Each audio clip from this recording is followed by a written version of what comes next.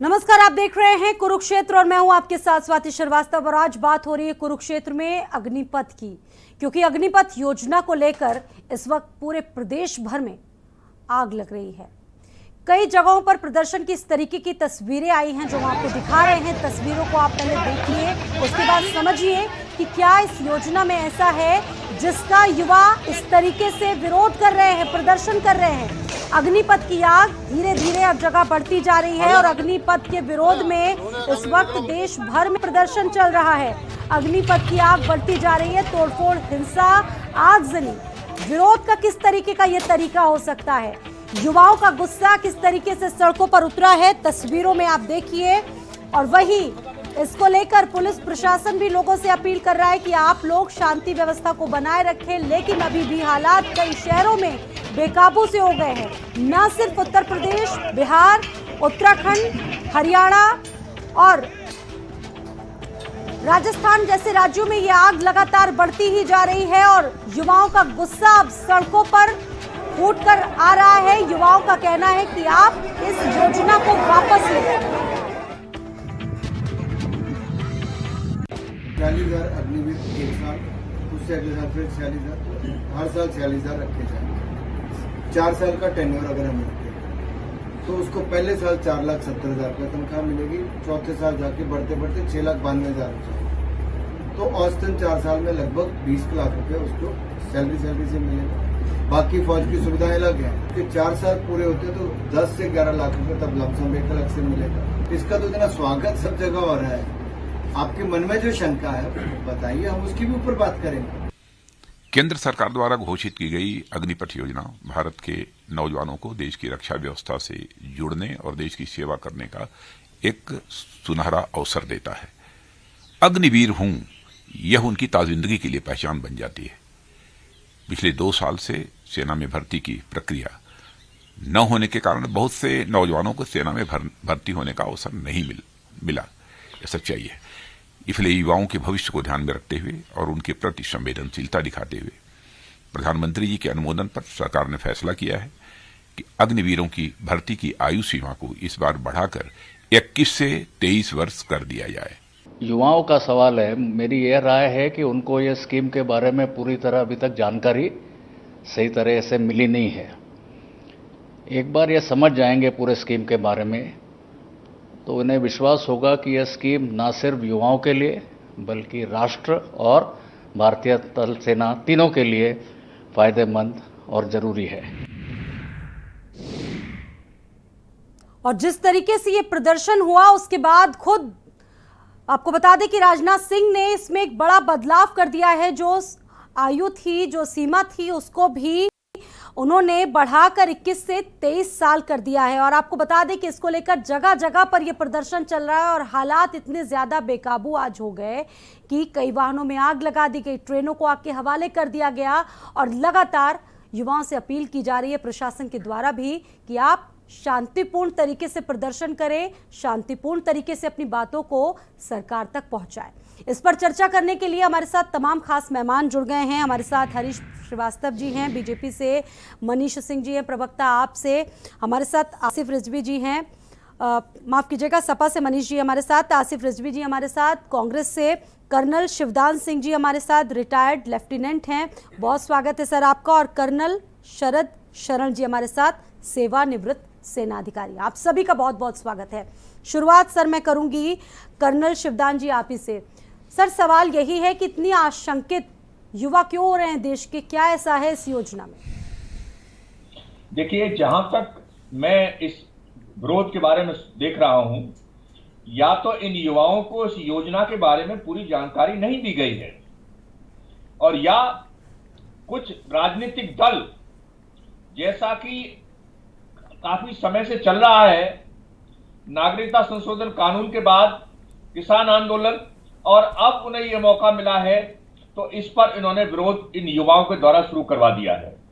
अन्यथा एक युवा जो 17.5 साल की आयु में भर्ती हो जाएगा, 21.5 साल की आयु में वो सेवानिवृत्त को उसका प्रावधान किया गया है, उसके बाद भी उसको एक साथ में एक सर्टिफिकेट दिया जाएगा और उसके साथ साथ उसको उसकी दोबारा पुनर्वास के लिए भी पूरे अरेंजमेंट किए गए, जैसे कि केंद्रीय सुरक्षा बलों में उसको स्थान दिया जाएगा, पब्लिक सेक्टर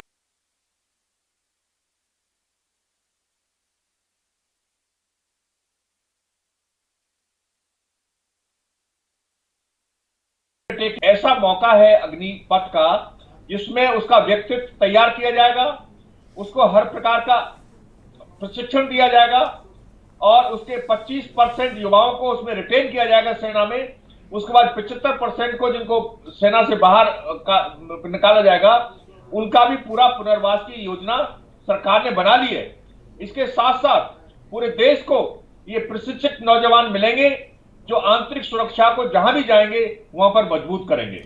ठीक है सर। इसलिए मेरे हिसाब से इस योजना को युवाओं को अच्छी तरह समझाया जाना चाहिए, तो शायद समझ करके वो इस आंदोलन को वापस ले लें। शायद वो संवाद की स्थिति अभी तक कायम नहीं हो पाई है, जिसकी वजह से ये नाराजगी सड़कों पर दिख रही है। ठीक है, ये आपका अपना सर इसमें जो वक्तव्य वो हो सकता है। कर्नल शरद शरण भी हमारे साथ हैं। शरद जी, ये बताइए कि इतना ज्यादा गुस्सा, इतनी नाराजगी हम देख रहे हैं सड़कों पर दिख रही है, क्या वजह है इसकी?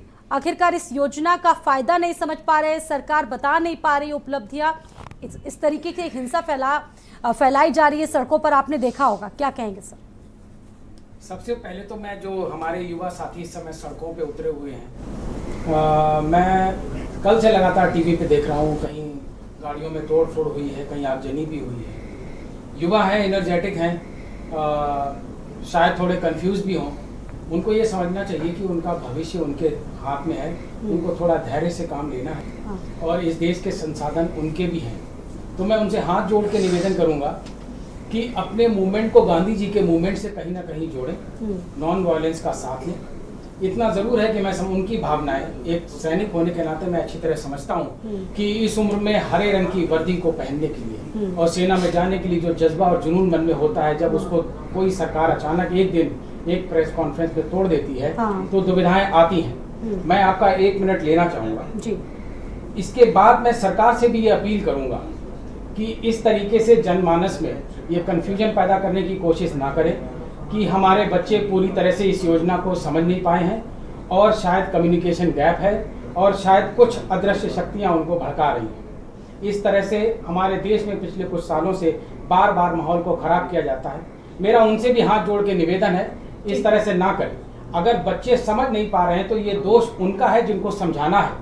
उनको इस प्रक्रिया को देखना चाहिए था कि देश में इतनी बड़ी योजना लाने से पहले आम जनमानस को कैसे क्लियर करें। मैडम, मैं 30 सेकंड और दूंगा। जी जी सर। जितने भी वेटरन्स हैं हमारे अपने सेना के, बहुत सारी आबादी है। कम से कम उत्तर प्रदेश में मैं कह सकता हूँ 7 से 10 हज़ार से लेकर कहीं कहीं जिलों में 20 हज़ार सैन्य रिटायर्ड सैनिकों के परिवार भी हैं। जहाँ तक मुझे पता है, जिला सैनिक कल्याण अधिकारी को किसी भी जिले में प्रशासन की तरफ से ना अप्रोच किया गया है, ना उनको ड्राफ्ट दिया गया है, ताकि वो जनमानस के बीच में जाके उनके बच्चों के भविष्य के बारे में, नई भर्ती के बारे में बता सकें। मुझे इतना जरूर पता है कि अचानक लोग रात के 8 बजे आते हैं और बोलते हैं आज रात के 12 बजे के बाद ये नोट, वो नोट, ये नोट सब बंद। इस तरीके से हड़कंप वाली राजनीति बंद करनी चाहिए और सरकार को कोई भी योजना लाएं तो व्यवस्थित तरह से लानी चाहिए। लास्ट 10 सेकंड, जब आप कुछ ना कर पाए तो आपके पास सिर्फ 2 चीजें रह जाती हैं कहने को। पहला, आप कहते हैं कम्युनिकेशन गैप हो गया होगा, और दूसरा आप कहते हैं कि शायद लोग समझ नहीं पाते होंगे। लेकिन मैं दावे के साथ कहता हूं, हमारे देश के जनमानस का जो जुनून है, जिस तरीके से आपने किसान बिल को वापस लिया है, आपको ये स्कीम भी वापस लेनी पड़ेगी। ठीक है सर, बहुत सही बात आपने कही। और हमारे साथ और भी पैनलिस्ट जुड़ गए हैं और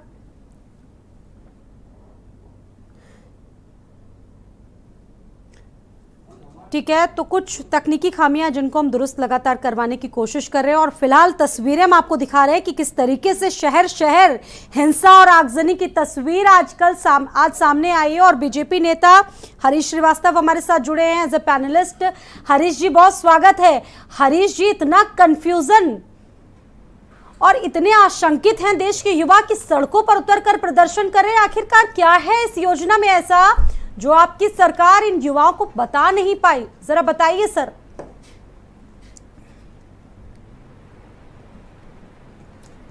क्यों इतना गुस्सा, क्यों इतनी नाराजगी भाई?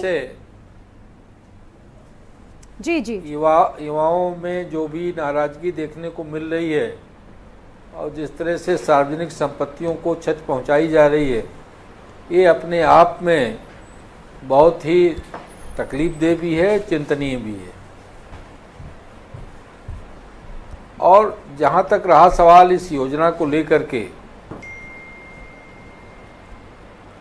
पूरी तरह से सुस्पष्ट योजना है, युवाओं के लिए एक सुअवसर है, एक डिसिप्लिन्ड और अग्निवीर बनने का, और एक उसके बाद वो पैरामिलिट्री फोर्स में जाना चाहें, प्रदेशों की जो पुलिस फोर्स होती है उसमें जाना चाहें, सरकारी नौकरियों में जाना चाहें, प्राइवेट या पब्लिक सेक्टर में जाना चाहें, सभी तरफ सभी जगहों पे एक जो सेना के अनुशासन में पूरी तरह से जो दक्ष है उसको प्राथमिकता मिलने है, और सभी लोग ऐसे ही युवाओं का स्वागत करते हैं। लेकिन इसके बावजूद जिस तरह का ये प्रदर्शन हो रहा है, ये स्तब्धकारी अवश्य है। और माननीय रक्षा मंत्री जी ने आज जो उसमें एज को लेकर के जो आशंकाएं थी युवाओं की, उसको भी रिलैक्स किया है, उसको 23 साल तक उन्होंने किया है।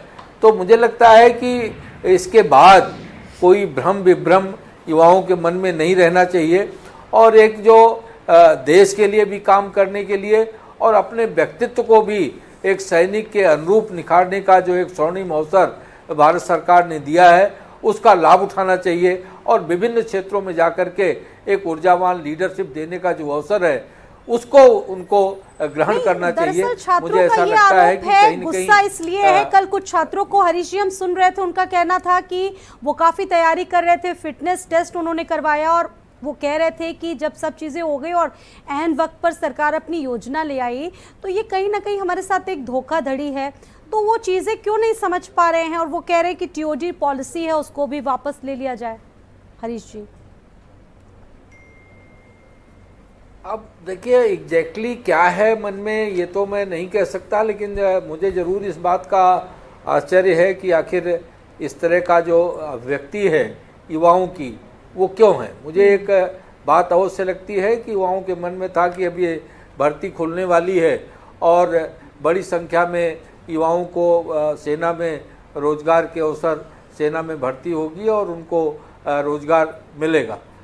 तो मुझे ऐसा लगता है, और वो अब ये अग्निवीर को लेकर के जो अग्निपथ ये योजना आई उसको लेकर के जो तरह तरह से उनके मन में जो भी इसको लेकर के मन में शंकाएं आशंकाएं हों, लेकिन ये कहीं न कहीं एक जो उनकी एक त्वरित जो सेना में प्रवेश की जो उनकी आकांक्षा थी, मुझे लगता है उसको लेकर के ही कहीं न कहीं उनके मन में कोई बात है।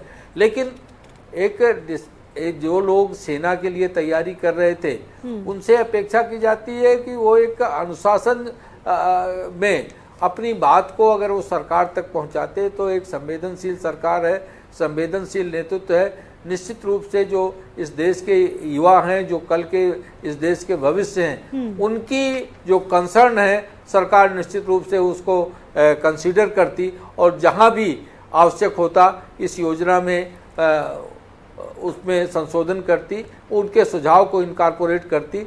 लेकिन ये जो इस तरह की जिस तरह की वायलेंट अभिव्यक्ति युवाओं की है, ये स्तब्धकारी है। ठीक है, मनीष जी क्या कुछ कहेंगे? ये प्रदर्शन चल रहा है जगह जगह पर, सरकार कह रही है कि गेम चेंजर है, लेकिन गुस्सा तो आप देख रहे हैं सड़कों पर किस तरीके से। सबसे पहले मैं अपने देश के यशस्वी युवाओं से आग्रह करूंगा कि उनका बहुत ही उज्जवल भविष्य है, बहुत ही स्वर्णिम भविष्य है, और भारतीय जनता पार्टी ने जिस तरह का काम किया है और भारतीय जनता पार्टी के लोगों ने जिस तरह से इन आंदोलन को एक अलग रूपरेखा देने की कोशिश किया है, इसकी मैं बहुत ही भर्त्सना करता हूं।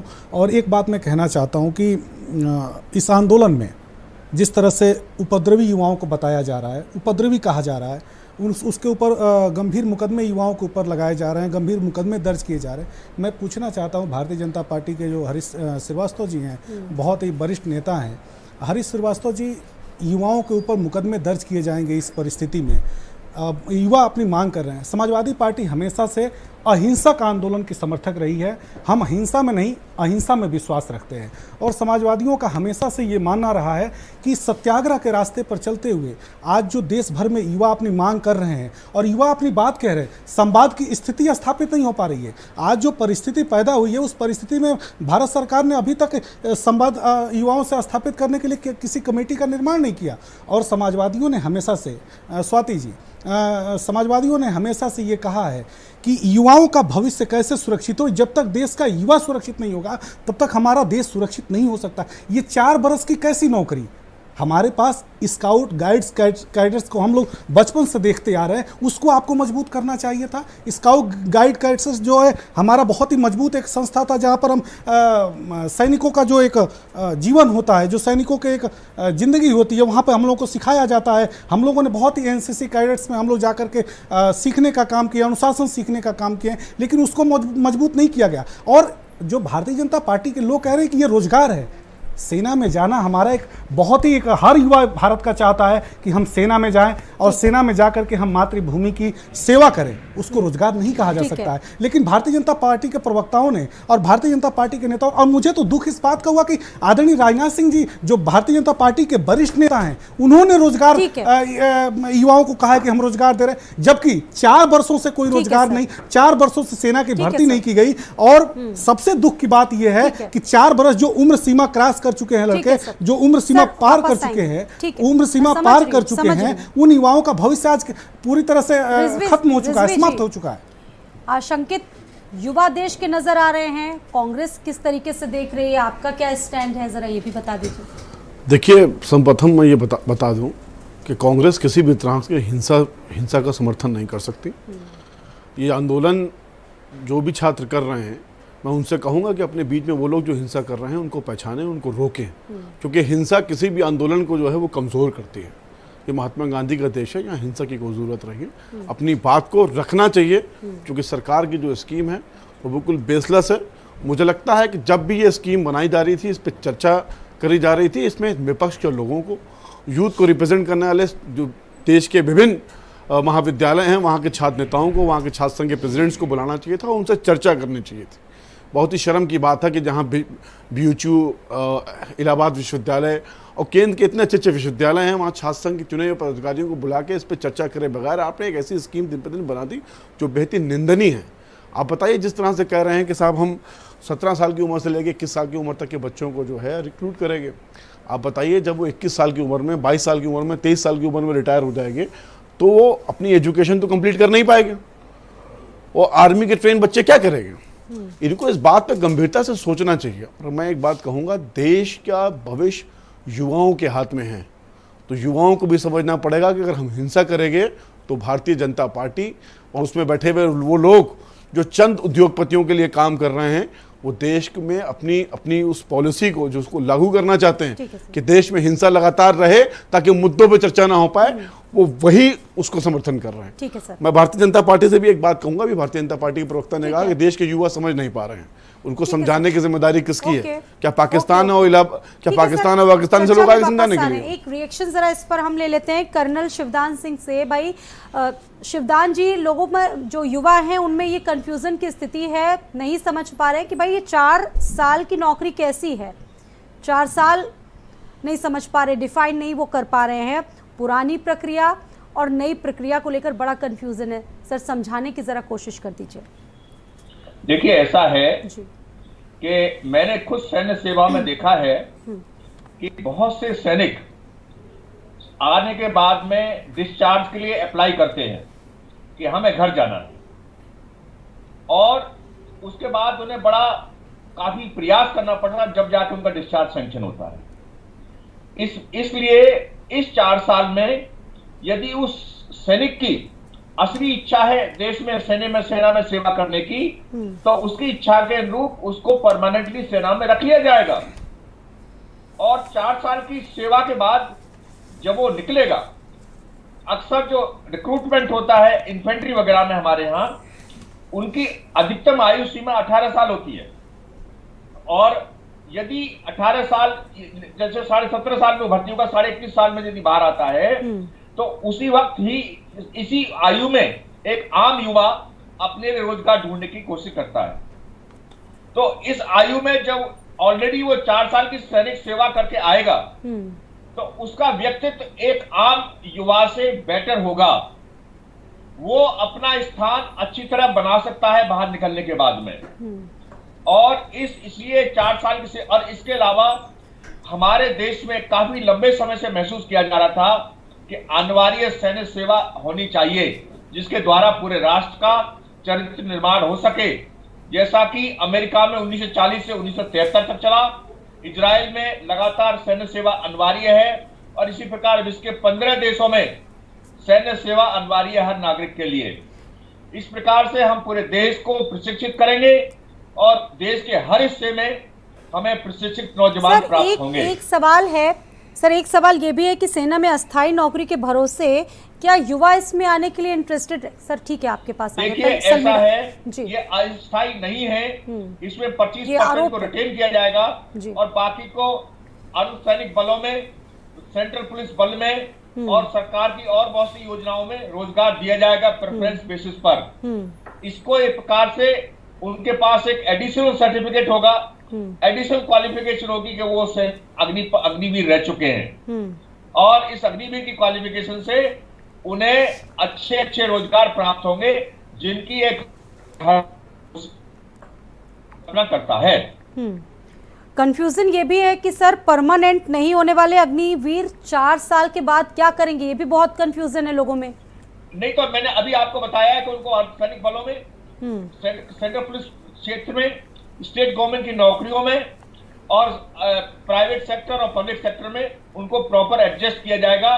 उनके लिए सरकार ने ये कहा है कि ये अभी ये जो योजना शुरू हो रही है इसकी फाइन ट्यूनिंग करेगी सरकार। जो भी इसमें कमियां नजर आएंगी उनको सरकार रेक्टिफिकेशन करेगी। जैसे एक रात में सरकार ने आयु की सीमा 23 कर दी है, उसी प्रकार से जो इनपुट आएंगे सरकार को उनको सुधारेगी और ये इंश्योर करेगी कि ये एक ल्यूक्रेटिव आकर्षक ऑफर हो एक युवा के लिए। और ये सरकार कभी नहीं चाहेगी कोई ऐसा स्कीम लागू करे जो एक युवा उसमें आकर्षित ही ना हो। ठीक है, इस पर शरद शरण जी भी कुछ कहना चाह रहे हैं। सर कहिए अपनी बात। मैडम सबसे पहले तो मैं अभी कर्नल साहब बोल रहे थे उस पर अपना कुछ रिमार्क देना चाहूँगा, उसके बाद मैं कुछ टेक्निकल पॉइंट्स रखना चाहता हूँ। प्लीज़ मुझे थोड़ा समय दीजिएगा, क्षमा चाहूँगा। सबसे पहले तो मैं ये बताना चाहूँगा कि आर्मी हिंदुस्तान के नागरिकों की कैरेक्टर बिल्डिंग इंस्टीट्यूट नहीं है। आर्मी का काम देश की सेना को तैयार करना है जो देश की सुरक्षा का काम करती है। कैरेक्टर बिल्डअप करने के लिए जवानों के लिए एनसीसी की सुविधा पूरे देश में है। हमें एनसीसी की सुविधा को फ़ायदा उठाना चाहिए। हालांकि उस पर भी एक ऑर्डर आया हुआ है कि 75% आर्मी के इंस्ट्रक्टर्स एनसीसी से भी विड्रॉ किए जाएंगे। तो जिसको कैरेक्टर बनाना है देश का, उस इंस्टीट्यूशन को साथ में ख़त्म किया जा रहा है।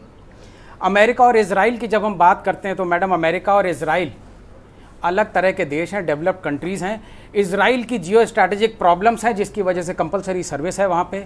अमेरिका एक डेवलप्ड कंट्री है, उनकी इकोनॉमिक कंडीशंस अलग हैं, उनके एजुकेशनल स्टेट अलग है।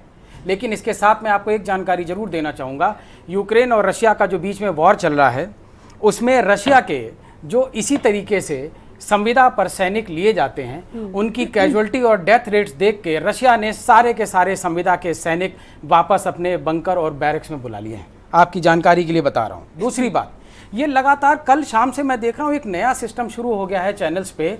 जिस तरीके से दिसंबर 2016 में नोटबंदी की थी और हर हफ्ते एक नया रीज़न बताते थे कि इससे मिलिटेंसी ख़त्म हो जाएगी, एक हफ्ते बाद बोलते थे इससे काला धन खत्म हो जाएगा, और उसके बाद काला धन खत्म करने के लिए एक पिंक कलर का 2000 का नोट आया और उसके एक हफ्ते बाद बयान आया कि अगर नोटबंदी से मैं ये सारी स्थितियां दूर नहीं कर दूंगा तो 50 दिन बाद जिस चौराहे पे बुलाइएगा उस चौराहे पे आ जाएंगे, जो सज़ा देना चाहिए वो मुझे दे दीजिएगा। इस घटना को हालांकि 6 साल हो गए हैं, ना मिलिटेंसी ख़त्म हुई है ना काला धन खत्म हुआ है। तो ये अचानक ऐसा क्यों हो रहा है कि हम सेना में भर्ती और देश की सुरक्षा के लिए एक फ़ौज बनाते हैं और फिर उसको सामान की तरह बेचने के लिए उसको ट्रेनिंग सेंटर और जाने क्या क्या स्कीम्स बता रहे हैं। सर्टिफिकेट, मैं सेना में 22 साल नौकरी करके आया हूं, वहां पे हर कोर्स के लेवल पे बाहर के diploma certificate already army arrange करती है। उनके इंस्टीट्यूशंस के साथ कोलेटरल रिलेशंस हैं, वो ऑलरेडी चल रहा है, वो कोई नई स्कीम नहीं है। लेकिन आम जनता को अगर ये बात नहीं पता है तो उनको भरमाइए मत। दूसरी बात, जब आप डिस्चार्ज की बात करते हैं कि परमानेंट जॉब में कुछ लोग डिस्चार्ज देना चाहते हैं, उनका डिस्चार्ज मुश्किल से पास होता है, तो हम पूरे हिंदुस्तान की फौज ही टेम्परेरी भर्ती करना शुरू कर देते हैं, ताकि जिसको डिस्चार्ज देना हो वो डिस्चार्ज दे दे, जिसको नौकरी करना हो तो नौकरी कर ले। पांचवें क्लास का madam, I have not interrupted, मैं नहीं चाहूंगा कि मेरे बीच में कोई इंटरप्ट करे, मैं अपनी बात रख लूं। मेरा आपसे निवेदन है, मुझे अपनी बात रख लेने दीजिए, उसके बाद लोग बोल सकते हैं। धन्यवाद। मैं आपसे ये कह रहा था, इसका बहुत आसान सोल्यूशन है, कोई 5वीं क्लास का बच्चा भी बता सकता है। सेना में अगर डिस्चार्ज की प्रॉब्लम है तो आप एक पॉलिसी लेके आइए कि जो डिस्चार्ज जाना चाहता है एप्लीकेशन दे, 15 दिन में घर जाए। इसके लिए ये नहीं आप कर सकते कि पूरे हिंदुस्तान की सेना आप 4 साल की भर्ती करना शुरू कर दें, ताकि जिसको डिस्चार्ज जाना हो वो डिस्चार्ज जाए, जिसको नौकरी करना हो वो नौकरी करे और उसके लिए अलग से फॉर्म भरे। अब मैं आपसे 3-4 टेक्निकल क्वेश्चंस आपके सामने आपके थ्रू आम जनता के सामने रखना चाहूँगा। इस भर्ती की पॉलिसी बहुत महीनों की तैयारी के बाद देश के साधन संसाधन सबने लग के बनाया है। पिछले 2 दिन से सड़कों पे जो आंदोलन हुआ है, अचानक रात में एक मैसेज आता है कि 2 साल उम्र बढ़ा दी जाएगी। क्या पहले इस तरीके से प्लान नहीं किया था कि सड़क पे लोग उतरेंगे तो हम 2 साल बढ़ाएंगे? मेरा सवाल आम जनता से और लोगों से ये है, सरकार से ये है, अगर ये लड़के सड़क पे नहीं आते तो क्या कल रात में आप 2 साल बढ़ाते? दूसरा पॉइंट, आपने 2 साल बढ़ाया जरूर है, लेकिन आप एक बात नहीं बता रहे हैं कि ये 2 साल का एक्सटेंशन सिर्फ इस साल के लिए है। तो अगर कोई लड़का अगर ओवर एज 1 साल के लिए हो रहा है तो उसको सिर्फ 1 अटेम्प्ट मिलेगा। उस लड़के का क्या दोष है कि आपने 3 साल भर्ती नहीं की और आपको 1 अटेम्प्ट दे रहे हैं? अगर वो मेरिट में नहीं आया तो उसके 2 साल का आप चांस क्यों ले रहे हैं? क्योंकि आपने जो रात में घोषणा की है वो भी अचानक की है, पैनिक में की है, डेलिबरेटेड और प्रॉपर कॉल्ड डिसीजन नहीं है। सेकेंड पॉइंट, जब आपने इतना ही डेलिब्रेशन किया है कि उनकी 2 साल उम्र बढ़ा दी है, तो कल से सभी चैनल पे लोग कह रहे हैं कि जो आप 4 साल के लिए फौजी भर्ती कर रहे हैं, अगर आप इनको 5 साल के लिए करेंगे तो उनको ग्रेच्युटी मिलेगी, पूर्व सैनिक का आजीवन पद मिलेगा, CSD ECHS की फैसिलिटीज मिलेंगी और जो सरकारें, राज्य सरकारें नौकरियों में आरक्षण देती है वो आरक्षण भी मिलेगी। बड़ा अच्छा होता कि आप रात में इस बारे में भी सोच लेते और 4 की जगह 5 साल का घोषणा कर देते। आपने नहीं किया। आपको आर्मी में रिफॉर्म्स और रीस्ट्रक्चरिंग के लिए फुर्सत मिलती है क्योंकि आर्मी का जवान आर्मी एक्ट के अंडर में आता है, आपकी बात मानता है। सन 70 के दशक से इस देश में पुलिस रिफॉर्म्स और जुडिशरी रिफॉर्म्स पेंडिंग रहे हैं। मुझे अच्छी तरह से याद है 2014 में जब भारतीय जनता पार्टी की सरकार बनी थी तो उन्होंने बहुत शोर मचाया था कि हम इस देश के कोलेजियम सिस्टम को जुडिशरी के बदलेंगे। कहाँ गया वो मुद्दा? सेना आपकी हर बात सह लेती है क्योंकि सेना का जवान आज्ञाकारी है, देश के लिए अपने जान देता है। हाँ। तो मेरा आपसे निवेदन है कम से कम उसकी जान मत लीजिए। ठीक है सर, बहुत अच्छी बात। ठीक है, इस पर रिएक्शन दीजिए शिवदान जी, बहुत संक्षिप्त में सर, और लोगों के पास भी मुझे जाना है। देखिए, पहली बात तो मैं ये कहना चाहता हूं कि मैंने ये नहीं कहा कि सेना में डिस्चार्ज हर एक को देना चाहिए। मैंने कहा है बहुत से जवान डिस्चार्ज मांगते हैं जब उनको ये जब सेना में आने के बाद जब उनको नहीं लगता, ये नहीं कहा, एक जनरल तरीके से नहीं कहा है मैंने इसको। इस तरह से मेरी बात को गलत न समझे और इसको डीजनरेट करने की कोशिश ना करें। ठीक है। नंबर 2, मैं ये बताना चाहता हूं कि सेना के, मैंने इसको ये नहीं बोला कंपलसरी आर्मी सर्विस या चरित्र निर्माण। मैं कहता हूं एक युवा जो एक आम युवा के मुकाबले जो सेना में नौकरी कर सकता है, उसका चरित्र, उसका व्यक्तित्व एक नॉर्मल जो जिसने सेना में नौकरी की उसके व्यक्तित्व से बेटर होता है। वो अपना रास्ता बेटर बना सकता है। साथ साथ उसको सरकारें मदद कर रही हैं उनके लिए, उनको एडजस्ट करने के लिए रिटायरमेंट सेना से बाहर आने के बाद में। तो ये कोई ऐसा नहीं कि एनसीसी अलग है। एनसीसी का वो है जो चरित्र निर्माण आर्मी। पर रिजवी जी भी कुछ बोलना चाह रहे हैं। मान्यवर, देश की सरकार के पास इतनी भी फुर्सत नहीं है कि वो एक कैलेंडर जारी करके सीधे सीधे कहती कि साहब 7 साल के लिए रिकमेंड्स करेगा और उसके बाद में 25% हम आर्मी में रखेंगे, इसमें से 25% लोगों को जो है केंद्रीय सुरक्षा बल में भेजेंगे, 25% को स्टेट की पुलिस में भेजेंगे। आप खुद ही कंफ्यूजन क्रिएट कर रहे हो, उसके बाद आप दोष दे रहे हो बच्चों को। मैं फिर कह रहा हूं, जो हिंसा हो रही है मैं उसके खिलाफ हूं, लेकिन इस हिंसा के पीछे आपकी नाकामयाबी है। आप इस पर चर्चा ही नहीं करो। आप करो करेंगे, होएगा, 15 लाख रुपए आएंगे, और आपने इतने बार झूठ बोला था 15 लाख रुपए आएंगे, विदेश में रखा फंड आ जाएगा, कि आपकी बात झूठी है। आप क्लियर बोलो ना, अगर आपको देना है तो आप एक ऑर्डिनेंस जारी करो कि इसमें जितने लोगों की भर्ती कर, एक तो आप कम से कम भर्ती 5 साल से कम की मत करो, ताकि जो फैसिलिटीज उनको मिलती है वो मिले। आपके खुद के भारतीय जनता पार्टी के घोषणा पत्र में था 1 रैंक 1 पेंशन, और अब आज क्या कर रहे हो, 4 साल की भर्ती निकाल रहे हो ताकि जो उनको मेडिकल की फैसिलिटी मिलती है वो भी ना मिले। आप इसको 7 साल के लिए सीधे सीधे भर्ती कर दो, उसके बाद कह दो कि साहब 25% को हम आर्मी में रखेंगे, 25% को हम केंद्रीय सरकार की जो सुरक्षा एजेंसी है उसमें रखेंगे, और बाकी 50% को स्टेट गवर्नमेंट में हम कंपलसरी कर देंगे। मनीष जी अपना क्वेश्चन आप भी बता दीजिए, उसके बाद हरीश जी से इस पर रिएक्शन लेंगे। अभी आम आदमी पार्टी के जो प्रवक्ता हैं साथी, मैं इनकी बात कांग्रेस के प्रवक्ता साथी बोल रहे थे, कांग्रेस पार्टी से जो इन्होंने कहा कि 7 वर्षों के लिए, हम इस पर सहमत नहीं हैं। और जो समाजवादियों का हमेशा से एक मानना है कि जो सेना की एक पद्धति है, जो हमारे वरिष्ठ लोगों ने पहले निर्माण किया है सेना का, जैसे कि सेना की जो व्यवस्था बनाई है, हम उसी अवधारणा के साथ और उसी व्यवस्था के साथ आगे बढ़ना चाहते हैं। और दूसरी सबसे बड़ी बात है कि मैं अभी बहुत सारे भारतीय जनता पार्टी के नेताओं का बयान हमने देखा, और सेना के जुड़े हुए कुछ लोगों का भी बयान मैंने सुना है। उन्होंने कहा कि कोविड के वक्त हम ये भर्ती नहीं कर सकते थे, और उस समय हम भर्ती नहीं कर सकते थे। तो हम पूछना चाहते हैं कि ट्रंप का कार्यक्रम आप गुजरात में करा सकते हैं, नमस्ते ट्रंप। आप योगी जी लखनऊ में लैपटॉप का कार्यक्रम कर सकते हैं, शपथ का कार्यक्रम सकते हैं, तमाम धार्मिक आयोजन हो सकते हैं, तमाम सांस्कृतिक आयोजन हो सकते हैं, तमाम देश भर में कोविड काल के दौरान तमाम कार्यक्रम देश भर में हुए। लेकिन क्या युवाओं के भविष्य की चिंता? युवाओं को अपनी रैली में आप बुलाएंगे, कहेंगे कि 2 करोड़ हम हर साल युवाओं को नौकरी देंगे, युवाओं को हम ये सुविधा देंगे, ये फैसिलिटीज देंगे। लेकिन जब नौकरी की बात, ये एक दिन की बात नहीं है। आज युवाओं के अंदर जो आक्रोश जगा है, ये भारतीय जनता पार्टी ने इस आक्रोश को खुद पैदा किया है। भारतीय जनता पार्टी ने युवाओं को अपनी रैलियों में बुलाया, युवाओं से वादा किया, और सामने प्रधानमंत्री जी खड़ा होकर के 2013 में भाषण दे रहे थे कि अगर हमको प्रधानमंत्री बनने का अवसर मिला। सर मनीष जी ये पॉलिसी पर बताइए सर। पॉलिसी मैं उसी पे आ रहा हूं स्वाति जी। देखिए, किसी भी घटना का जन्म एक दिन में नहीं होता है। जब आप किसी की भावना को जगाते हैं, किसी से वादा करते हैं, और उस वादे पर जाकर के वादा खिलाफी करते हैं, तो भारत एक भावनाओं का देश है, भारत एक भावुक भरा देश है। और यहाँ का नौजवान आपसे अपेक्षा रखता था, उम्मीद रखता था। और आदरणीय हमारे राष्ट्रीय अध्यक्ष जी ने, स्वाति जी 1 मिनट का मैं समय लूंगा आपका, आदरणीय हमारे राष्ट्रीय अध्यक्ष जी ने कहा है, और सदन में कहा है, और तमाम चुनावी जनसभाओं में उन्होंने कहा है कि जिस दिन मैं उत्तर प्रदेश का मुख्यमंत्री बनूंगा, आउटसोर्सिंग को मैं पूरी तरह खत्म करूंगा। भारत में आज स्वाति जी, आज के समय में स्वाति जी, छोटा सा ब्रेक लेंगे, ब्रेक के बाद इसका जवाब लेंगे और आपकी बात भी लेंगे। एक छोटा सा ब्रेक सर, मजबूरी ब्रेक।